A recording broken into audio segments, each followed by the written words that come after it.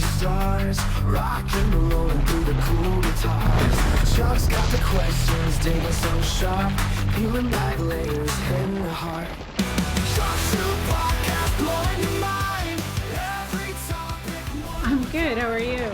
Great. Amazing. Yeah, just listening to a bunch of interviews that you've done and learning all about you. It's great. It's great to learn about you.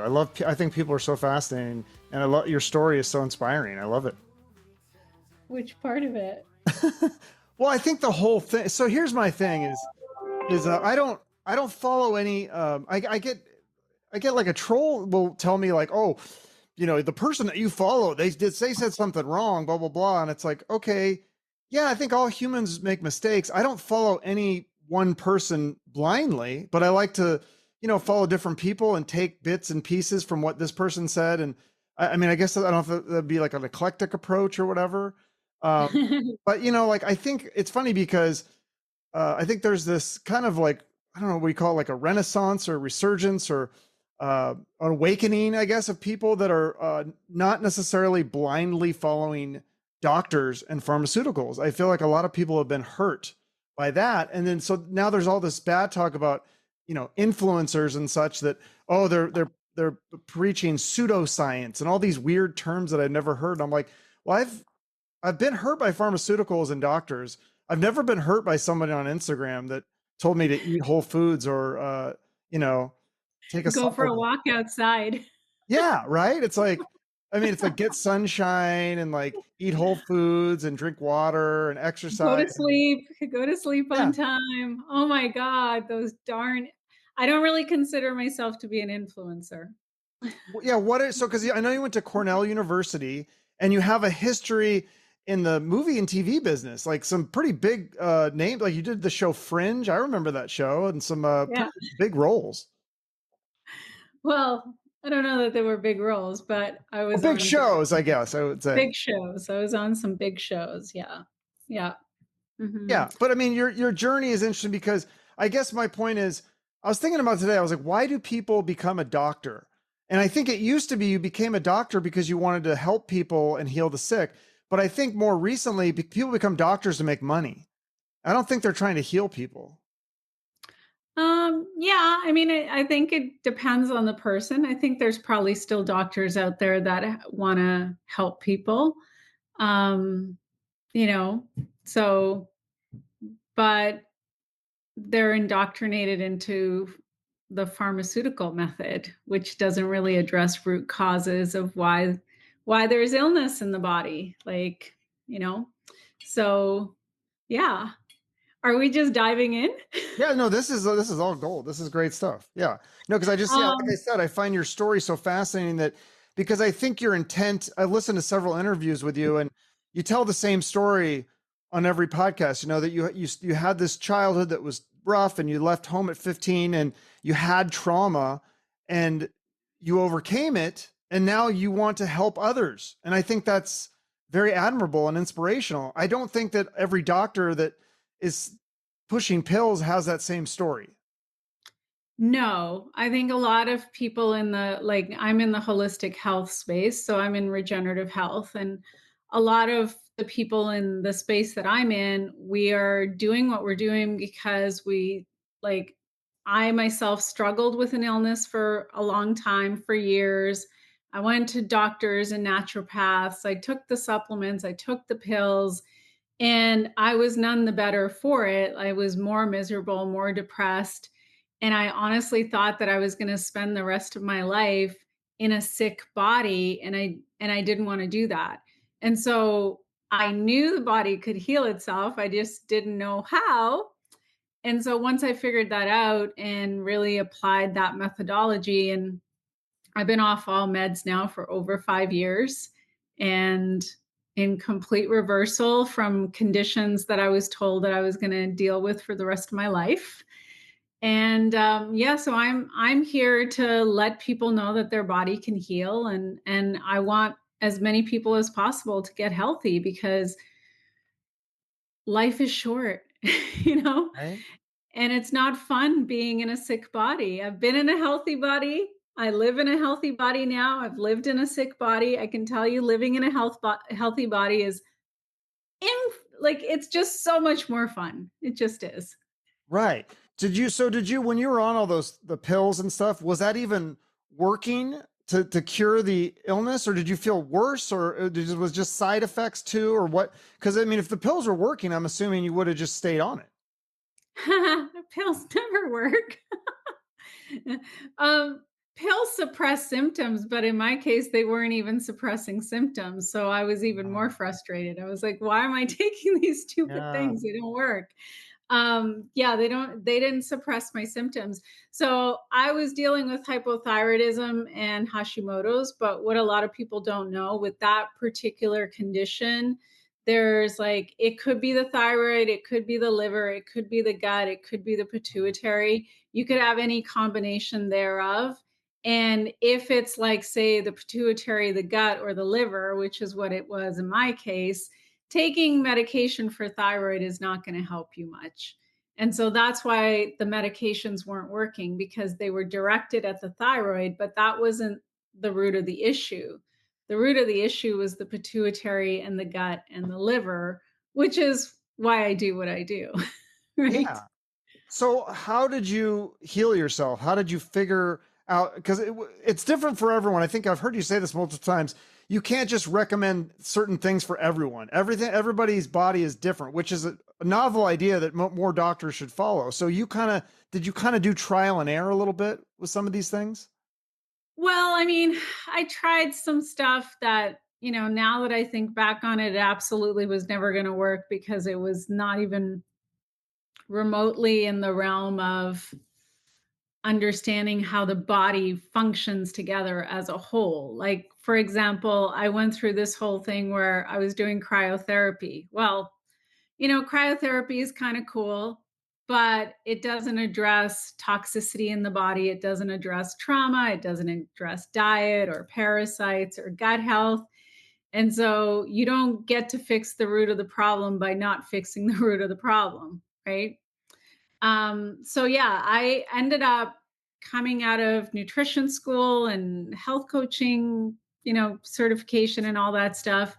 And I just started deep diving into gut health, and I started to learn about the connection between exposure to glyphosate and the connection to hypothyroidism and leaky gut, which were both conditions that I had.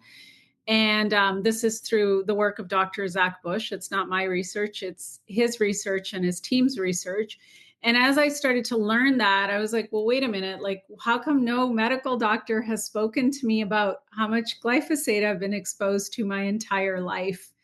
And why is no naturopath talking to me about gut health? And so that's kind of like how I ended up going down this rabbit hole. And then after a few months, I ended up finding a protocol that really addressed diet, gut health, parasites, metals, like all kind of in one fell swoop. And I did that diligently for 6 months.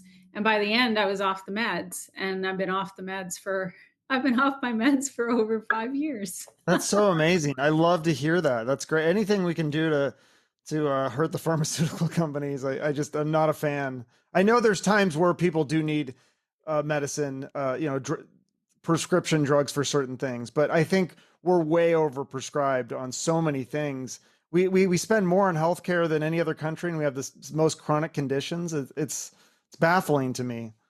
Well, I mean, that in itself should be a red flag for absolutely everyone who is, hooked into the medical model. Like, if we're spending more than we've ever spent, why are people sicker than they've ever been? Like, Well, and right? I think I used to work in the schools. I was a counselor for 17 years, and I can't believe how many kids are on medications. And I have a buddy who's still in the schools. He's a teacher. He said he just did a field trip and he couldn't believe how many they got to bring all the medicines on the field trip. And he said there was this just giant bag of like every kid is on a medicine now.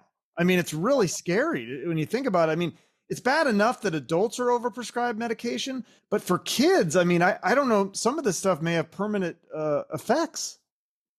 Well, I mean, this is from the pharmaceutical company's perspective. This is the perfect business model. You Scary. get them young, you get them So hooked for scary. life, Yeah. right? Like, And nobody questions this business model. They don't look at the fact that these companies are making literally trillions and trillions of dollars off the backs of ordinary citizens and kids especially. Like that's even more disgusting. Yeah. Well, and I somebody was arguing with me, and they quoted the Lancet as a, well, this medical journal, the Lancet. So then I heard someone saying the other day about the editor in chief of the Lancet he himself has said the pharmaceutical industry has too much influence on these medical journals. And then this is like, you can Google this. Google the I forget the guy's name. It's like Robert John something Spiegel maybe, but you can Google this, and it's like the first thing that comes up on Google, and it says his sentiments are echoed by many other medical journals, that they feel like the pharmaceutical industry has too much power and control in these medical journals, and they've corrupted the studies because they're paying for it. So they want to get the outcome that shows that their medicines work and that they're safe and there's no side effects. And there's no side effects. Right. I mean, it's really hilarious. scary. When you put a petrochemical pharmaceutical drug in your body, it absolutely has side effects. Like the liver has to contend with it. I mean, in my practice, I've been doing this now for 8 years, and across the board, I would say everybody has liver issues, adrenal issues, and gut issues. And why is that? Well, it has to do with all the chemical and the heavy metal toxicity that everyone is exposed to. And a large part of that comes from pharmaceutical interventions. So whether they're prescribed medications or whether someone is taking Tylenol or Advil, like I can tell you, honestly, I haven't taken, if I have a headache, I run my hydrogen bottle with frequencies. I do that back to back 3 times. I don't take pills to get rid of a headache. Well, Right? that's the scary thing too, is now a lot of these over the counter medicines, they're having all these sorts of lawsuits and issues. I think there was one that I saw, I want to say it was an acid reflux over the counter medicine, that there's some big lawsuit about that. And it's over the counter. And so you feel like if it's over the counter, this is totally safe. And I mean, unless you abuse it and you take the whole package or something, and it's like, no, now the over the counter medicines, a lot of those are having really bad effects on people and damaging their bodies. Well, it also has to do with the state of health or lack of health that people are in, right? Yeah. Collectively, people are weaker, genetically weaker than ever before, right? If you look back at human beings 100 years ago, before all of these chemicals and metals were introduced into our systems, and not to mention the EMFs and the pollution and the microplastics, it's like the human being is weaker now than ever before. So it wouldn't surprise me that even if the formulas haven't changed in these over-the-counter medications, they're having more profound effects. Because think of it this way, like your body is designed to handle a certain amount, right? Sure. We have elimination pathways, we have detox pathways. That's what our liver, our lungs, our skin, our kidneys, our gut is for, right? But you have this system that is constantly inundated and overloaded with chemicals and metals from food, from pharmaceuticals, from the air we're breathing, from EMFs, from personal care products, from all of this stuff. And it's just like literally piling one on top of the other on top of the other. And there becomes this tipping point where the system can't handle it anymore. So something's got to give. And it might be even the smallest thing that becomes the tipping point, right? Right. And that's what people don't think about. They just think, well, if it's sold in a store, it must be okay. And that's not true at all. Actually, most of what is sold in stores is toxic junk. Yeah. No, I agree. And it's not, I shouldn't just pick on the pharmaceutical companies, because you're right. There's so many other things that are affecting us. And I kind of think of, I don't know if this is a good analogy you would agree with or not, but I feel like it's more like if you have like a jar, and every chemical or EMF or whatever like is like a marble, and you're just like, I mean, you can only take so many. I mean, you could take a few, but like eventually it's going to overfill. And so the more of those kinds of things that you can cut down on, I think the better. I mean, it sounds someone like you, it sounds like you're pretty good. Like you're pretty strict. And I mean, I talk to some of these people that that do this stuff, and they're like 100%. They never have a cheat meal. Like I'm not that good. So I'm just going to say that right out before people call me a hypocrite. I am trying to be better, but I mean, I think it's amazing for people that can be, you know, I read that you did a 10-day water fast. I mean, I've tried 2 days was my limit. I was like, oh, I can't do it any longer. How did you do that? I'm actually water fasting right now. Okay. I just finished almost 11 days last week. And then I've organized a group of us that are like accountability buddies on WhatsApp. And I instituted, I'm like, okay, whoever's game will go from Sunday night after dinner till Tuesday morning. You can do any portion thereof, water only. um, and I mean, I'm using molecular hydrogen and frequencies because I'm like that. But the longest water fast I ever did was 14 days. Oh, But now I'm kind of like into doing this every week, just giving the GI system a break from having to digest and giving the body some space to do that deeper repair work that is necessary. And yeah, I mean, I feel amazing. that's That's good to hear. You mentioned, I want to talk to you about the mind and the body connection because you mentioned the trauma that stays in your body. There's some book. I don't think I've read it, but I've heard of it. I think it's called The Body Keeps Score. Yeah, Talk I have about it. this and how, what's that? I have it. It's one of the books I've read over the Okay. years. Yeah. Explain to my audience that about, I haven't read that book. So I'm very curious about this topic though, about how your body remembers trauma and it holds on to it. And so there's these ways that you can release it with meditation or yoga or certain, you know, things like exercises and things like that can help release trauma. It sounds very fascinating to me. Well, I mean, everybody is exposed to trauma to some extent or another. And when we're exposed, whether it's like little traumas or big traumas, like, you know, sometimes in health circles, we call it like trauma with a capital T. So gone through trauma with a capital T. If we don't have healthy ways of releasing that and processing that out of our system, it starts to live in our cells and tissues. Oftentimes when with like autoimmune conditions, cancer, there's always a trauma component Hmm. that has to be addressed. And so generally what tends to happen is as someone starts to clean up their diet, energies start to move in the body, right?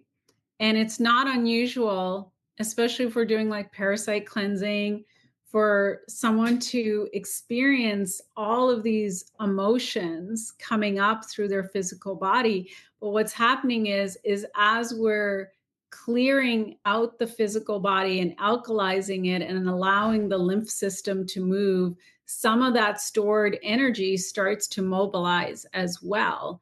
And you may feel emotions, and that's good. I mean, I always tell people better out than in. And our different tissues and organs also hold on to different types of emotions.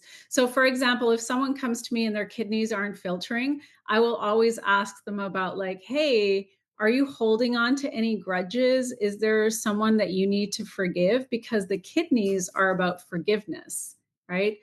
Liver like is about anger. So oftentimes if someone's having stuff going on with their liver, I'll be asking them questions like, is there someone that you're upset with? Is there something that you're holding on to? Are you somebody who's afraid to allow yourself to get angry? You don't like, you know, like there's certain emotions that are very taboo in society. It's like, but if you just allow yourself to process these emotions and let them move through your body, they can process through so quickly.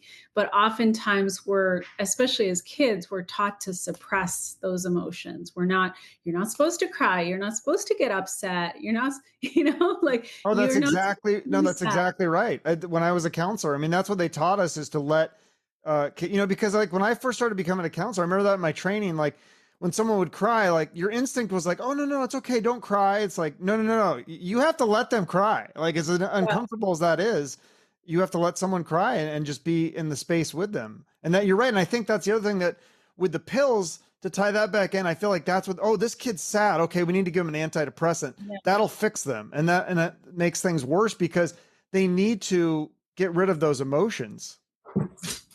Sorry, one of my dogs in my office, like she's trying Oh, to jump up on a chair, and she's, oh, you can do it, girl. You just try again. the power of the, well, you talk about pets. I mean, I feel like there's some magical power of healing there with, I don't know, for me, I have cats, and I feel like they've just been a huge positive influence on my life. And I think I feel closer to nature. Like after I've had my first pet, we weren't allowed to have pets when I was a kid. Now I have a cat. And now I just feel like every animal, whenever I see an animal in nature, it's like, it's some sort of like spiritual thing for me. It's very interesting. Well, animals in general are really, really good for just allowing us to kind of process through. So, for example, the other night I came home and I was kind of upset about something, and one of my dogs just knew I was upset. So she made a point of like she lay beside me on top of the comforter in bed.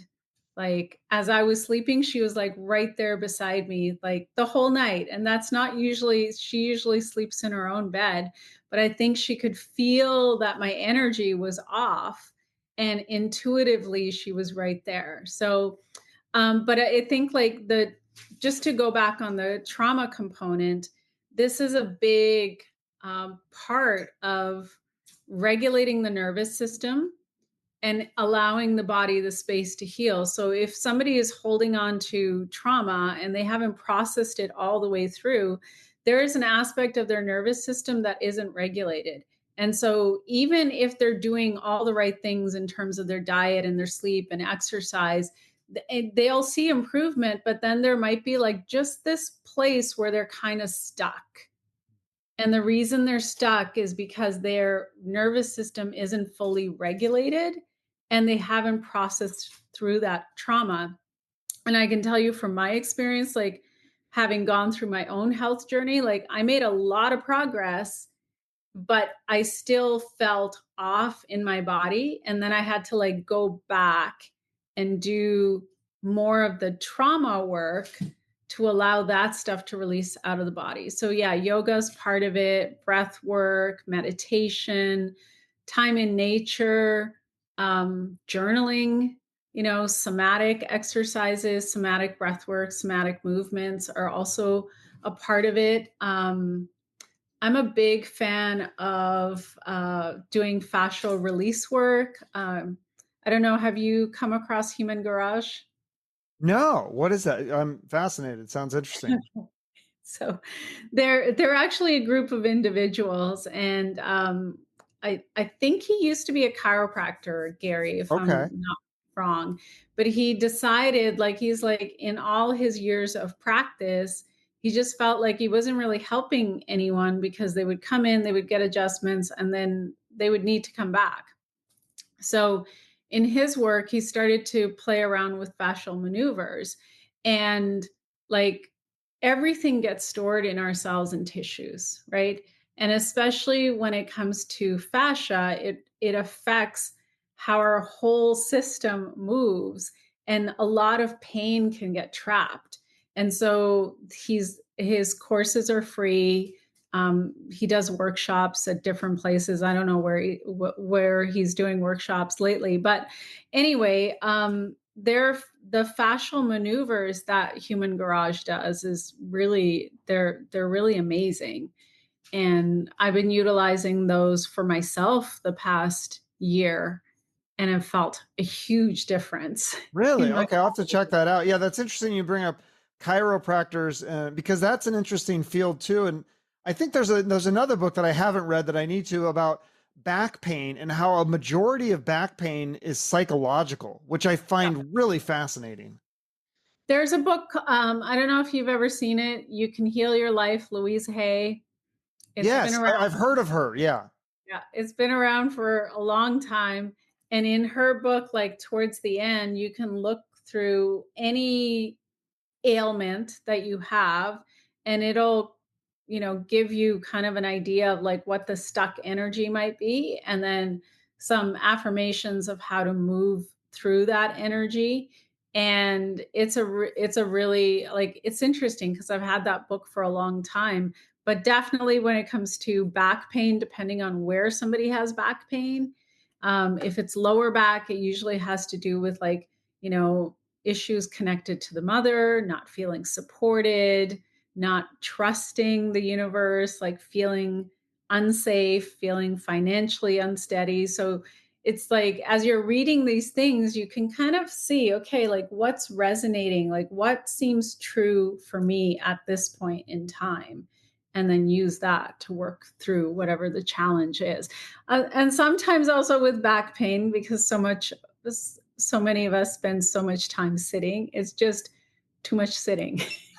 Yeah, no, that is a thing. I'm guilty too. And probably when we talk about EMF stuff too, I'm like, I'm on my phone, obviously computer right now, too much. And that's something. So Yeah. yeah, so what are some of the basic things? Because I know you say you're going to tailor your treatment for the client that you have. So you can't tell them exactly what to do, but what are some basic things that pretty much everyone should do? Well, I mean, hydrating, you know, no one's ever going to do badly by hydrating their body With properly. water, not diet soda, right? Like, Not diet soda and not alcohol or coffee. It's so funny because I'm in this like, because now I'm doing water fasting more regularly. I'm in this massive water fasting group on Facebook.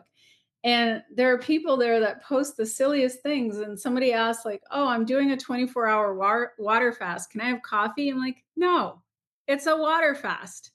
Water only during a water fast. Like, come coffee's a on. diuretic, right? So it's, Yeah, coffee on an empty stomach is so acidic. It actually yeah, is terrible for the lining of your stomach. It's very acidic and it's gonna, mess up your hormones and it's gonna mess up your stomach. Like, why would you do that? It doesn't right. make sense to me. So just going to water, like, And you have a specific water treatment filtration because like you said there's so much garbage in our water, even though I know it's the government regulates it or whatever, but it's oh not the yes. best system. It needs more. I'll tell you how I feel about the government regulating anything. I wouldn't leave the government alone with a baby. Like, I would be concerned for leaving a 6-month-old child in the hands of the government. I have serious doubts as to whether or not that child will still be alive. Yeah, So, no, I don't blame you. Yeah, some of these systems, whether it's the government or a large corporation, I think they just get too big and they don't, you know what I mean? Whereas I trust people, I guess I'm weird because I trust for people like yourself, people on Instagram that are real people that seem to be genuine and have a desire to help people. And I mean, I heard you say that you spend a lot of your time researching this stuff, reading article. I don't think a lot of the doctors that I've been to, I don't think they are spending their time researching even the things that they're prescribing. I don't think they know a lot about it. no, because most of their time is spent in practice. And yes, I have a practice, but I also have days where I've dedicated to like learning and researching and studying. And I mean, that's also why my modalities continue to evolve, because if I learn something and there's something better, I'm going to go with that better thing. But just to go back on hydration, it's like Yes. if you can get spring water, filtered water, ideally, or spring or filtered. Um, And hydrogen water, I thought you said you have a specific bottle that yeah, I put frequencies into my water. Like, really.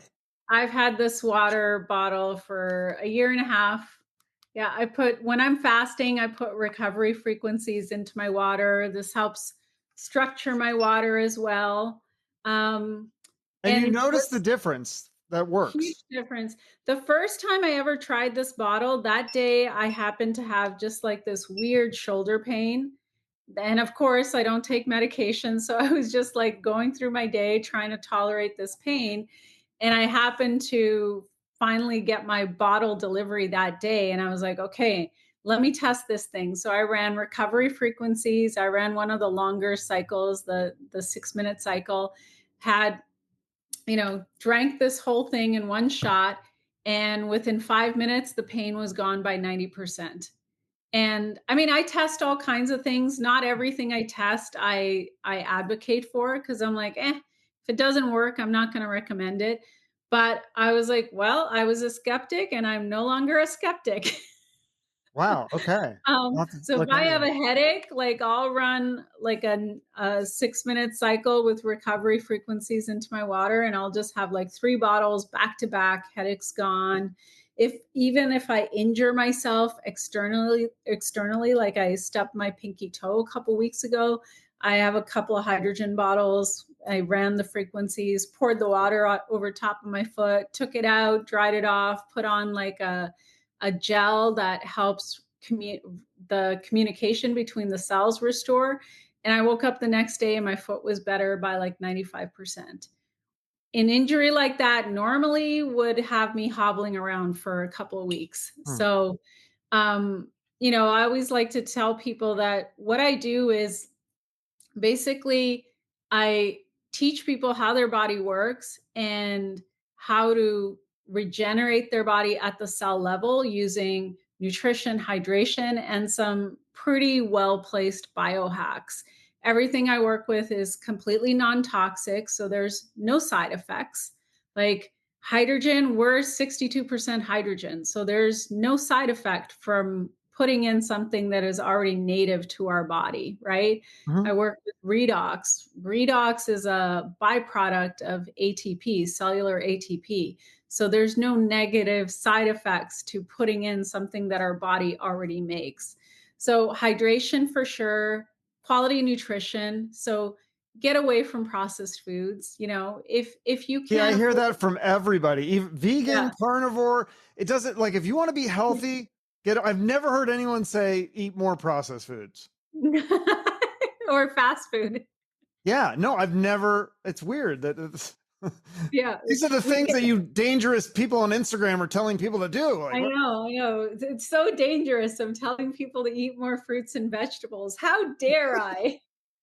Misinformation. Ah, Eat watermelon. Oh my God, she's what are off you her doing? What rocker. is this crazy lady? What is she saying? I mean, this is what the comments I get. It's just bizarre to me. I'm like, how does it? To me, this stuff is. It's kind of common sense. Like, the path that you should go. But yeah, I Yeah. don't know. So, So anyways, quality nutrition, quality hydration, like ditch the soda pop and the processed foods and eat more fruits and vegetables. And if you can't get because them isn't that organic, too with fruits and vegetables? This is something that this is kind of common sense too, but I guess I'm stupid and I'm just now realizing this.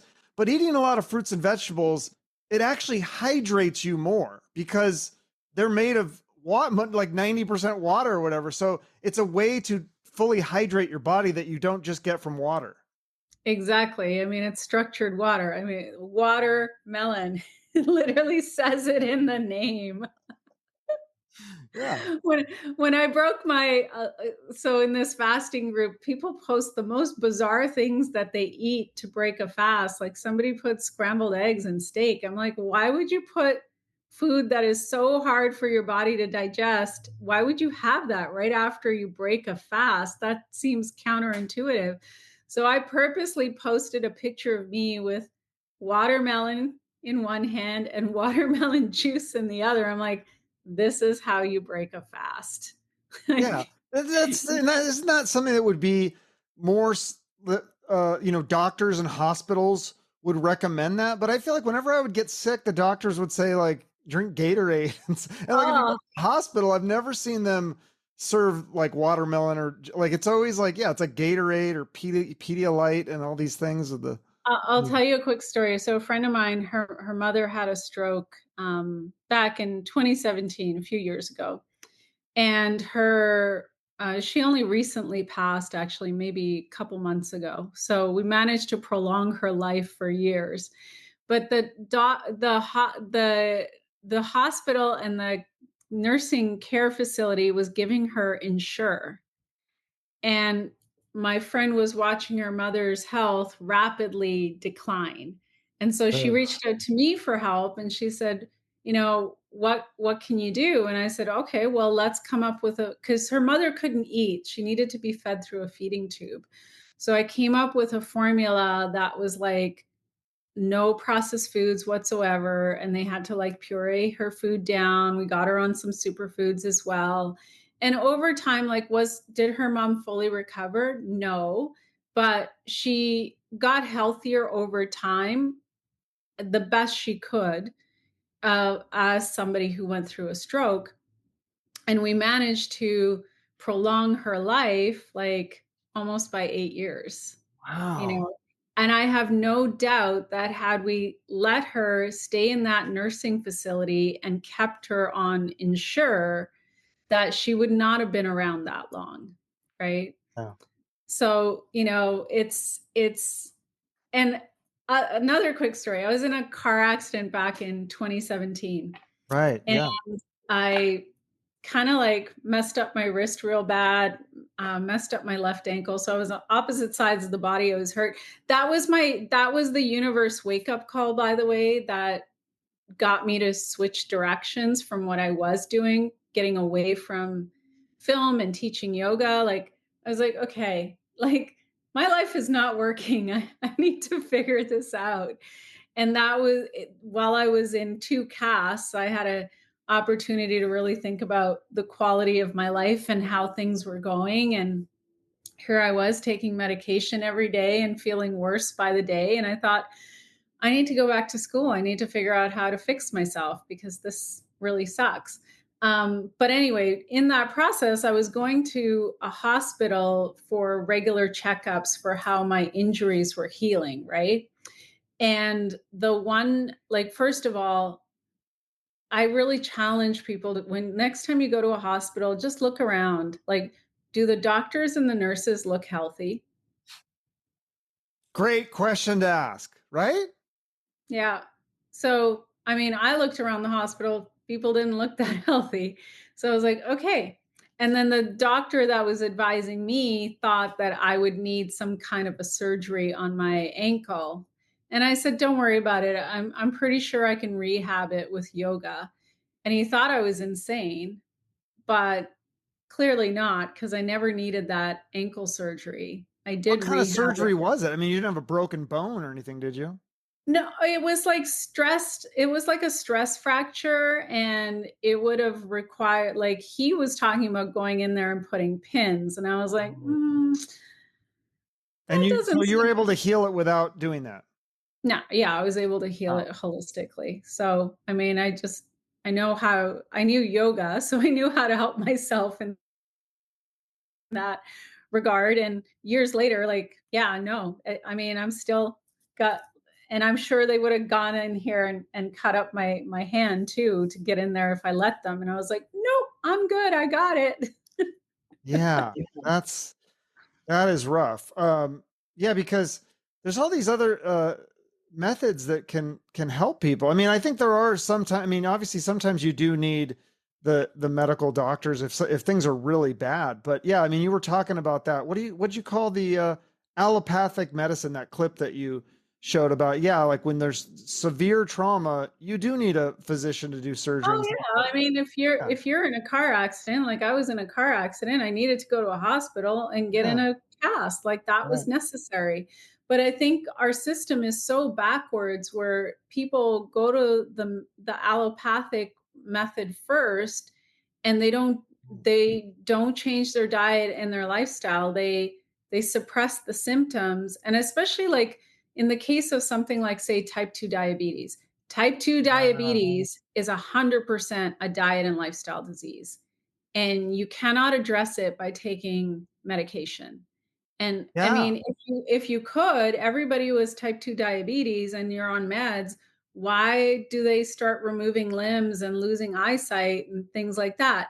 Because the meds aren't working. The meds are suppressing the symptoms, but because the person isn't taking responsibility for their life and they're not taking responsibility for their diet and their lifestyle, their body is getting under the surface, their body is getting sicker and sicker and sicker and sicker. And I mean, I'm all about, like, I love teaching people how their body works and empowering them to like make good decisions, because here's the thing. We've all been told a lot of lies People want to believe that they can eat the crappy food and be healthy. That's not true. That's BS. You get to be healthy by having healthy habits, right? And to me, like the reason that I don't have cheat meals is because I have a healthy relationship with food. I want to eat food like I love food. I don't eat disgusting food. I eat delicious food, but the food that I eat loves me back. Like when you're eating fast food, that's the equivalent to a toxic abusive relationship. You may love the food, but darn, that food does not love you back.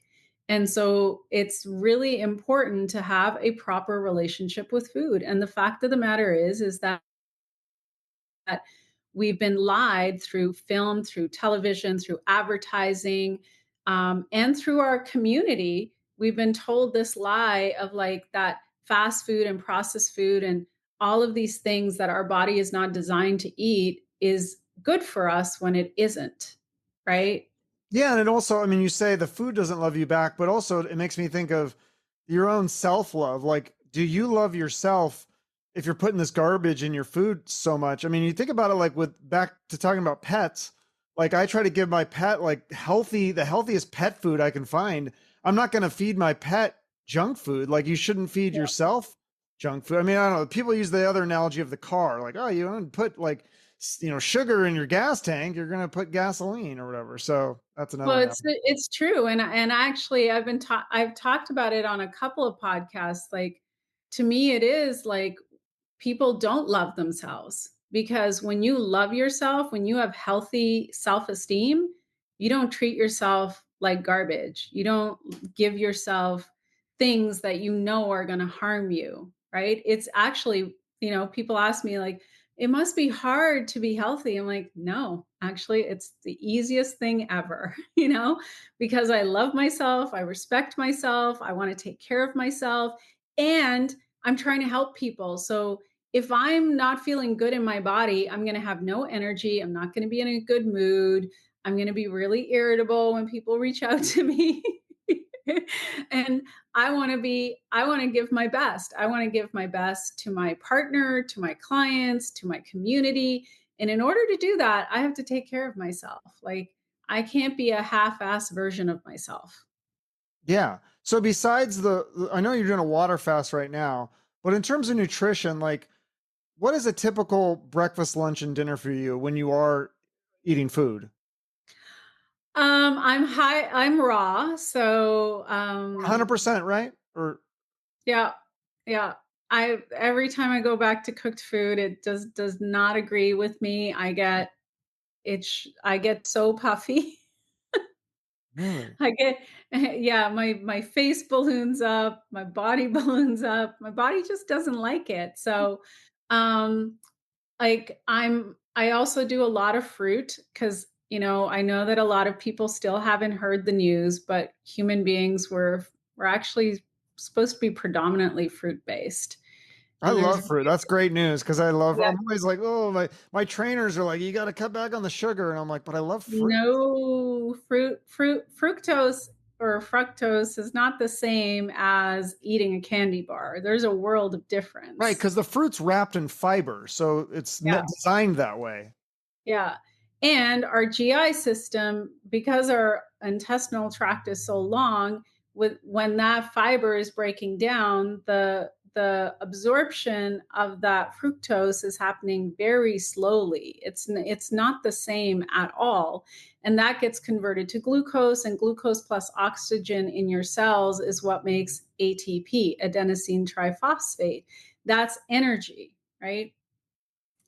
So, like I think yesterday I started with a little bit of watermelon juice and I had a couple mangoes. So delicious. That sounds I good. had a I had a live event that I was going to, so I brought a whole bunch of grapes and I brought one of my superfood shakes. And then in the evening, I just ended up having a big smoothie bowl with some berries and like coconut, like shredded coconut on top. And the smoothie bowl had like some superfoods in it as well, like a couple of superfood blends. But the other night, like I think I love mangoes. Like it's my thing. I love mangoes. I love watermelon. So if it's in season and I can get my hands on it, I'm all over it. And so I think I had like watermelon in the morning, then I had mango. I snacked on some grapes. I had a superfood shake in there somewhere, like a green shake that's like got spirulina and kamut and barley, like all the greens. Um, and then in the evening, I had dinner with a friend and I had like this really big, massive salad that had like cabbage and edamame and um, cucumber and all of the like these like sprouts and microgreens, like all this really, really good stuff. And yeah, like I stick to living foods and I feel amazing. We grow sprouts at home, growing some of our own food at home now Oh, too, like greens. I'm Um, jealous. That sounds so smart because then you don't and you whatever don't have all the veggies we pesticides. can. Yeah, like so that's one of the ways. And then I'm also friends with a regenerative farmer who grows like carrots and beets and things like that. He has like you can taste the difference in the produce that he sells. Like it tastes so different than what's in the supermarket. Huh. So I I need to make friends with encourage this guy people. Yeah, or somebody. I encourage people. I'm like, start to see if there's farmers around you, Oh, like regenerative farmers, organic farmers, see if they do boxes. Try and do community gardens if you can. Um, you can grow sprouts at home pretty easily. Now they even have like these hydroponic systems at home where you can grow some of your own greens. Like there's a lot of possibilities, right? what do you think about mushrooms? Like, because is that a nightshade? I know there's some people that are anti nightshade and say nightshades are really bad. I think it depends on the person. Like I don't do like if I'm say doing a detox, I would avoid mushrooms. I don't do a lot of them. Like sometimes I do like a mushroom tea. But I tend to avoid them for the most part because they're in the fungi family. Okay. What do you Yeah. think about? I had a guy on here who, I mean, he's a doctor and he's doing all these experiments with psychedelic mushrooms. And what do you think Mhm. about psychedelics and trauma? Like, and with addiction, especially, I think that there's some psychedelics that can really cure addictions because they take you out of that place somehow. You think that is a useful tool, or you prefer doing other methods? I think it has its place, and as long as somebody is working with someone who is qualified, like um, I know somebody who's a therapist and she works with a team, and that's one of the ways that they work with their clients, and they're seeing a lot of positive results. So I think there's definitely a place for it. And actually, going back on the other types of mushrooms, there's also benefits to having those other types of mushrooms and like lion's mane and that kind of stuff as well. So it really depends on the person and the situation. But in terms of psychedelics, it's really, really important to work with somebody who's qualified.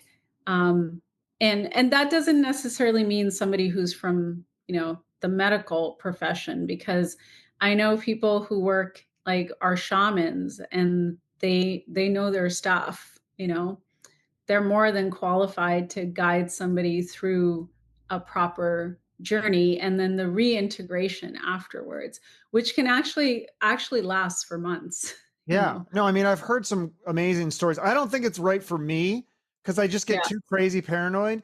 But I think for certain people, especially with addiction, like if you're kind of at the end of your rope and you've tried everything else and you're really hooked on something that's going to kill you, it might be worth the risk to look into that. And again, but do it under supervision with a professional of some sorts. And I mean, yeah, I think it has its place. I think that that's something that I wish that we would look into more as a society, and not like make it illegal or whatever and ban it just outright. I mean, I feel like it could have its place, especially be better if there was professionals and it was more regulated. I think that would be okay.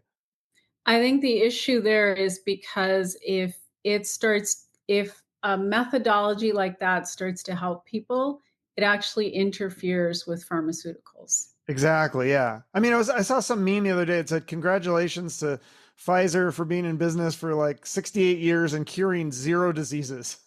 That's up on my Instagram Maybe it was page. yours. Yeah. Yeah. I've seen a lot of that. It's like 120 years and Zero. zero Yeah. It's zero people crazy. out.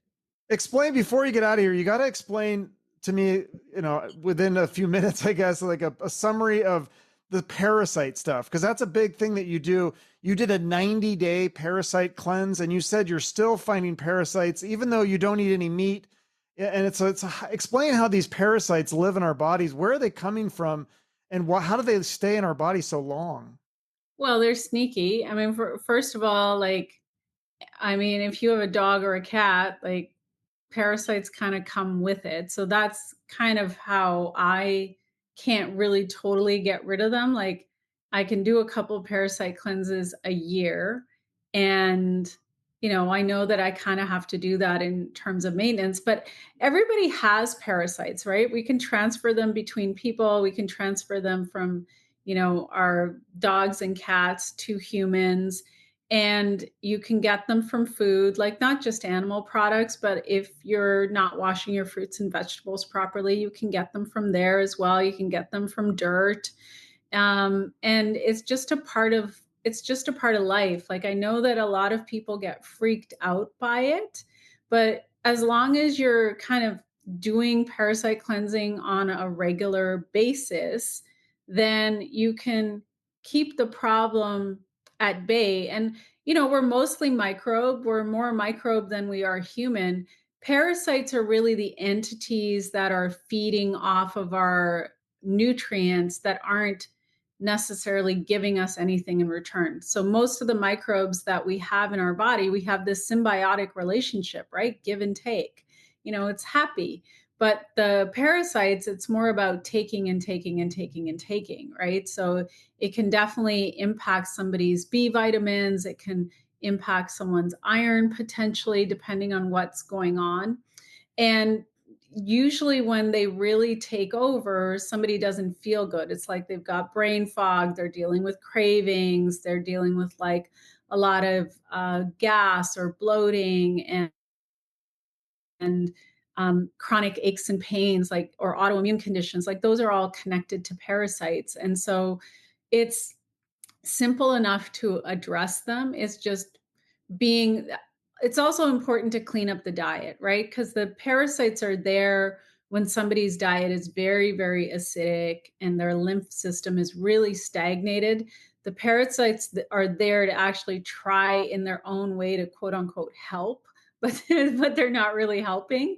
And so as soon as you start to alkalize the body, then they don't like it, and I mean, sometimes certain parasites you can even flush out without even getting in there with antiparasitic herbs.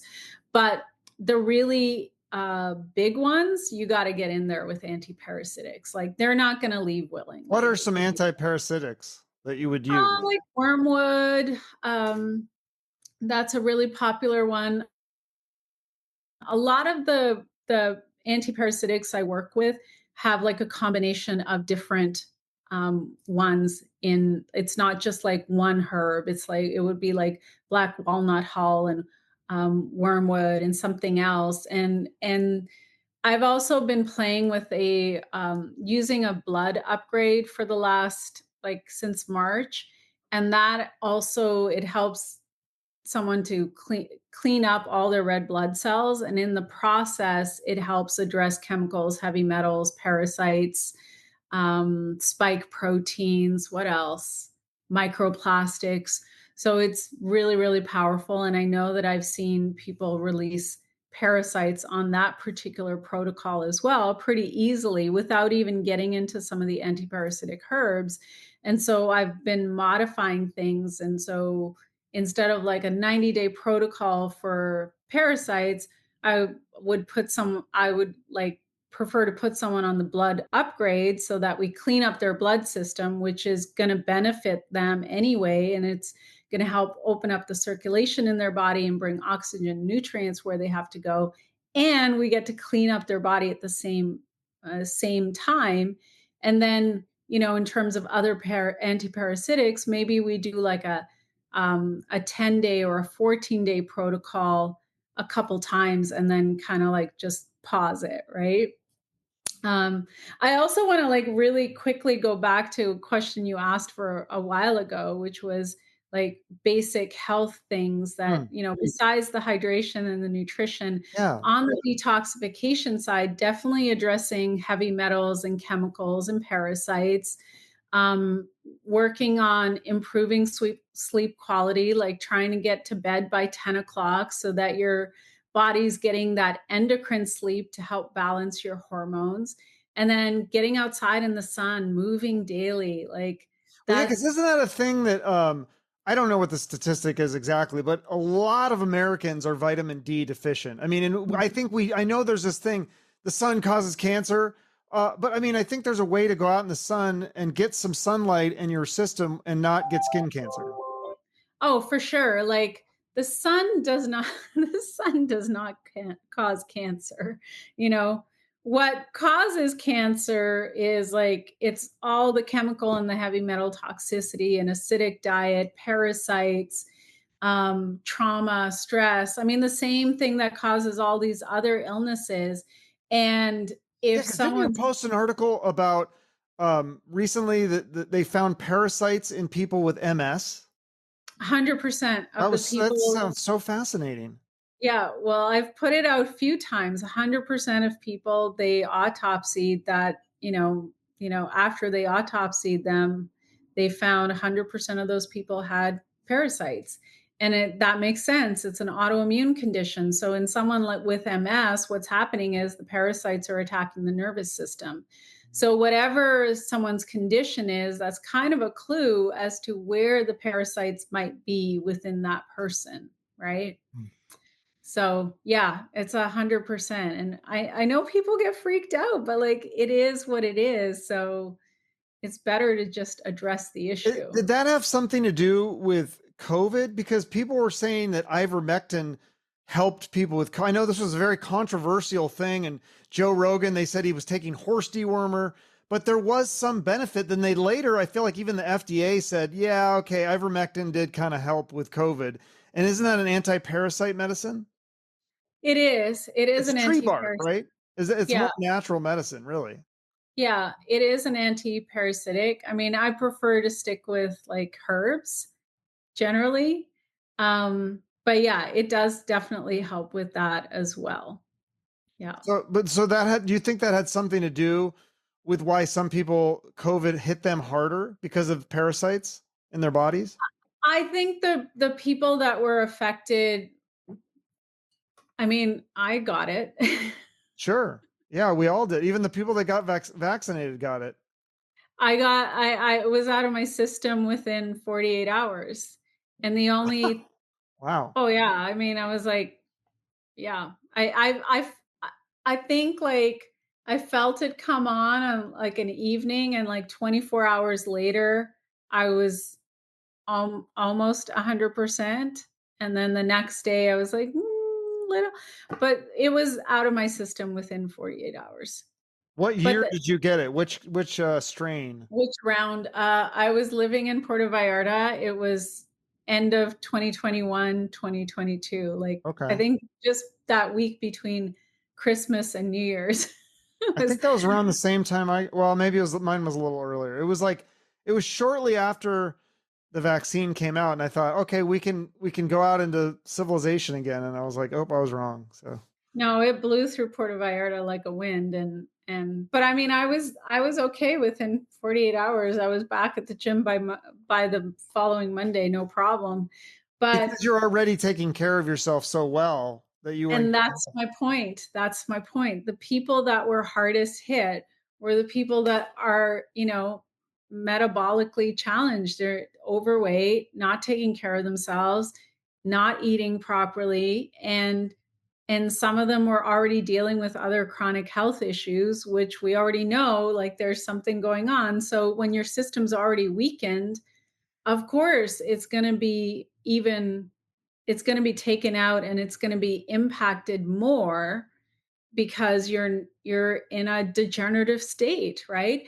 It's like if there's one message that I could get out to people is that you don't get a free pass, right? We all get to choose how we want to do life. And this may sound harsh. I don't mean it that way. I mean it with so much love. Is that the best thing that you can do for yourself is to take radical personal responsibility for every aspect of your life, especially the state of your health. You Physical know, and mental, I think too, right? I mean, I think physical, that mental, because people like emotional. to blame other people for their emotional, oh, it was this mean person that in my life that, that they gave me depression or, but ultimately it comes down to you, right? Well, we get to respond to our environment. And I mean, last year I came to this point where, I mean, I do a lot of spiritual work. I know we Mhm. didn't talk about that this podcast, but I do spiritual work first thing in the morning, last thing at night, throughout my day as I'm going from one call to another. It's always kind of like top of mind. But I came to this place last year where I thought to myself, I am profoundly grateful for every terrible thing that has ever happened to me. And I'm grateful for every single person who has hurt me because I forgive them all. I have no hard feelings whatsoever because I get to be the person that I am today because of all those experiences. I am the sum of those experiences. I mean, I lost a spouse, which is one of the worst things to go through in terms of level of heartbreak. And I came back from that stronger than ever. Um, with a deep desire to help people, but I can't do the work for anybody. Like anybody who comes to see me, I tell them like, what are your goals? What would you like? I can give you the roadmap, but if you don't execute because you don't want to do the work because you're addicted to habits that are keeping you stuck and miserable, then there's nothing I can do. And Right. nobody can do the work for me either, right? The Exactly. Yeah. things that I have to work on, I have to do that work on myself, Well, and I right? think that's the good message to have to people who want to start this or who want to take it further is it's okay to make mistakes because you're gonna struggle and you're gonna, oh crap, I ate a donut. Oh no, now I should just fall off the whole. No, it's like just get back on the horse and just keep going and Yeah. keep trying. And I think what happens is like when you start to get into a rhythm and you change your habits and then you start feeling better. And then it Mhm. almost that becomes the new addiction is like, oh, I like feeling good and having high energy, like I'm going to keep this going. It's really about changing your identity, right? Like Mhm. my identity is somebody that's healthy, that loves life, that wants to do a lot in this world.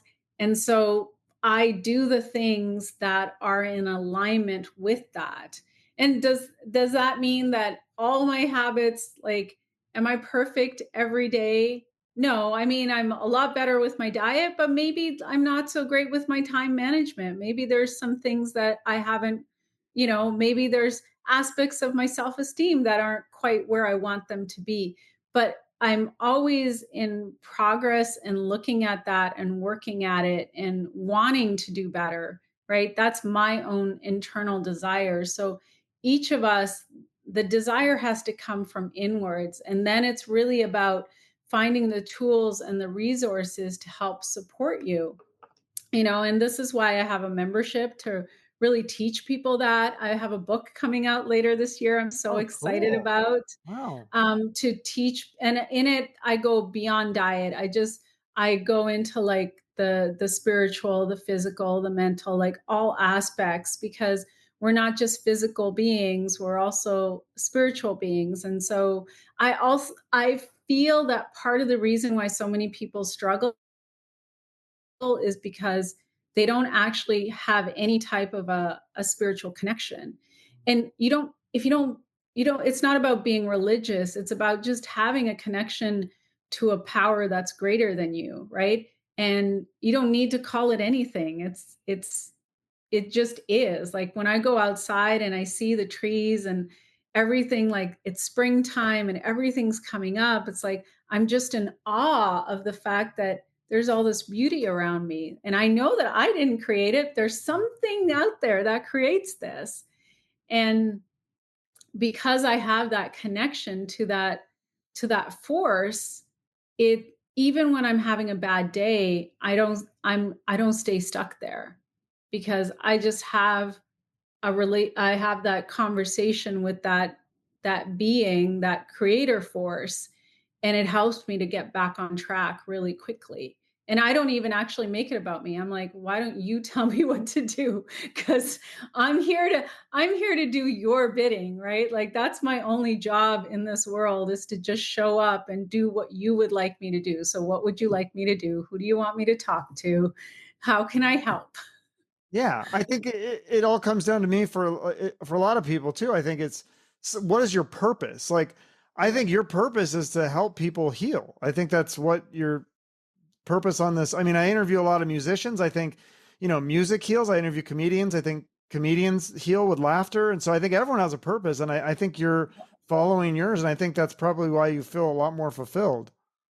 Yeah, I love it. Yeah. And I didn't, so just to kind of like, I didn't find my purpose until after I, after my husband's passing, right? That was like that low point.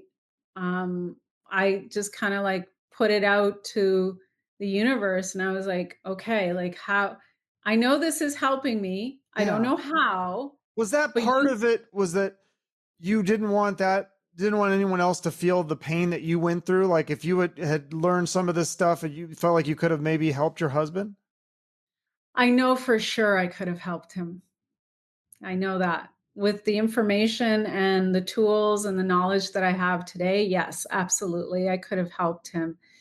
And so my hope with putting this information into the world is um, that hopefully it inspires other people to take responsibility for their health. And because there's really nothing worse than losing a loved one too soon, you know?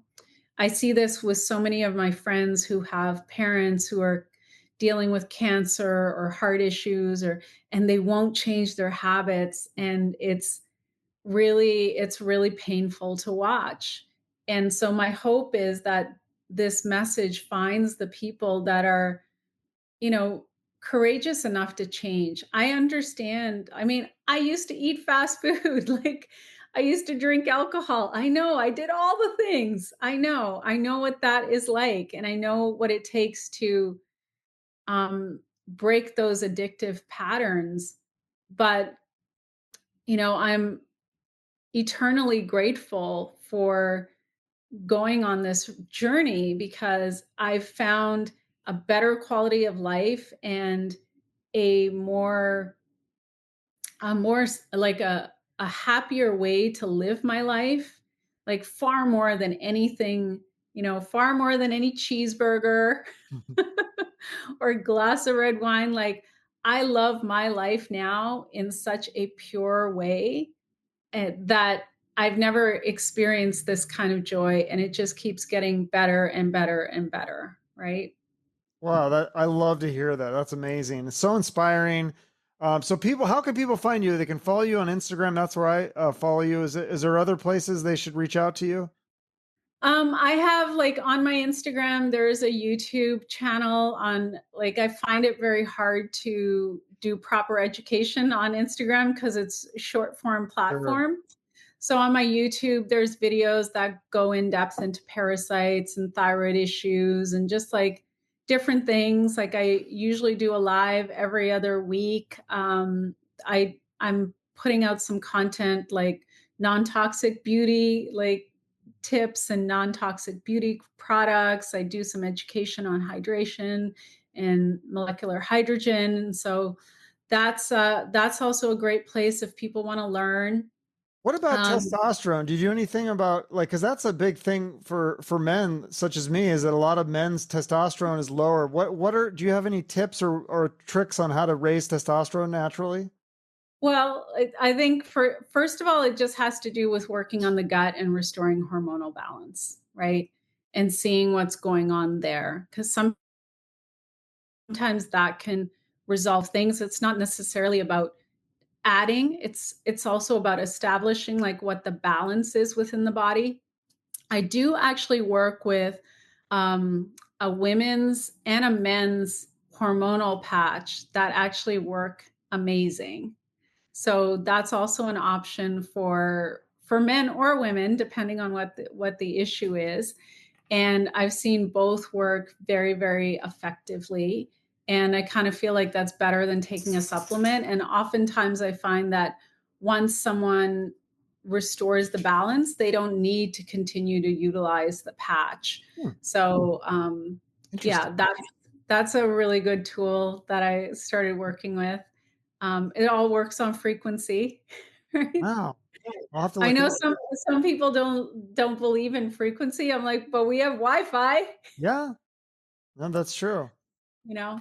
I've So heard I'm about all that, the about like, healing power of sound waves and stuff, and certain frequencies that people can listen to, and like the what is it, like the Buddhist monks or something, like some of the sounds that they do are healing. It's very yeah. interesting.